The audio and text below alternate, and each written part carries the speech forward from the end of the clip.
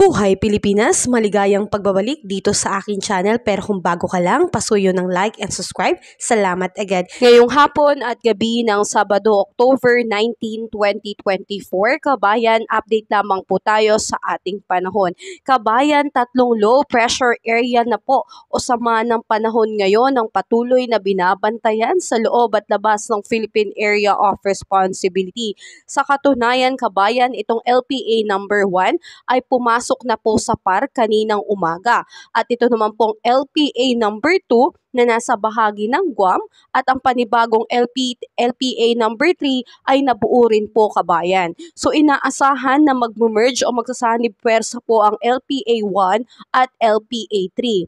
At inaasahan tuluyan itong magiging bagyo sa susunod na linggo. At ito po ay tatawagin nating Bagyong Christine bilang local name po kapag nakapasok na po ito sa PAR. Inaasahan tutumbukin nito ang kalupaan ng Luzon sa susunod na linggo, kaya antabayanan natin ang pagbabago ng ating panahon at ito rin pong bagyo na inaasahan natin na papasok.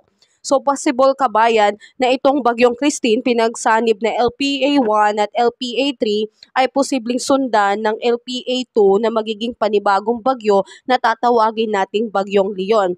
Dahil nagbaba na rin naman talaga ng forecast ang Pag-asa na posibleng meron 1 hanggang 2 bagyo na papasok bago matapos ang buwan ng Oktubre. At ito na ngayon, kabayan, ito po yung Bagyong Christine at Bagyong Leon. So patuloy ko po kayong i-update, kabayan, at ang ating mga kababayan, lalo na sa nakatira po dito sa Luzon, ay maghanda na po. May time pa po tayo para maghanda, i-keep safe yung mga mahalagang gamit natin, ihanda ang ating mga emergency kit bag, dahil talagang tutumbukin ng panibagong bagyo na ito ang Luzon area. So mag-ingat po tayo dyan, mga kababayan. At inaasahan din po na ngayong araw, ito po yung mga apektadong lugar.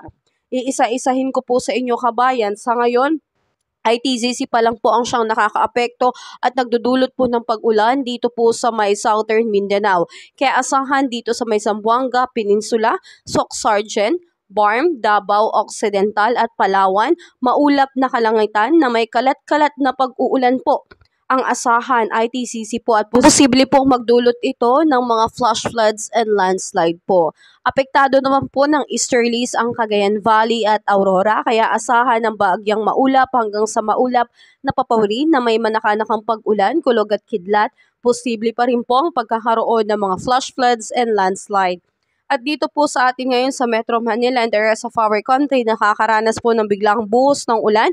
Ang nakakaapekto po dyan, ito pong localized thunderstorm. Asahan po lagi natin na bigla na lang bubuhos ang ulan, lalo na sa hapon at sa gabi kapag epektado po tayo ng localized thunderstorm. So posible rin po magkaroon ng flash floods and landslide, kaya ingat tayo, kabayan. Muli, mga kabayan, pinapaalala ko po sa inyo na meron na po tayong binabantayan na 3 LPA sa loob at labas ng Philippine Area of Responsibility. Uulitin ko, magsasanib pwersa ang LPA 1 at LPA 3. Ito po ay magiging Bagyong Christine. Next week po yan.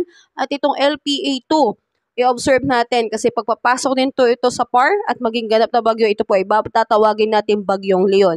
Kaya mag-ingat tayo, kabayan, at maghanda po tayo. Keep safe, kabayan. Kabayan, kung natulong sa iyo ang video na to, huwag mo namang kalimutang mag-like and subscribe at pasuyo na rin po, pahit na rin po ng notification bell para updated ka sa mga susunod ko pang weather update. Muli, maraming salamat, ingat, God bless po, kabayan.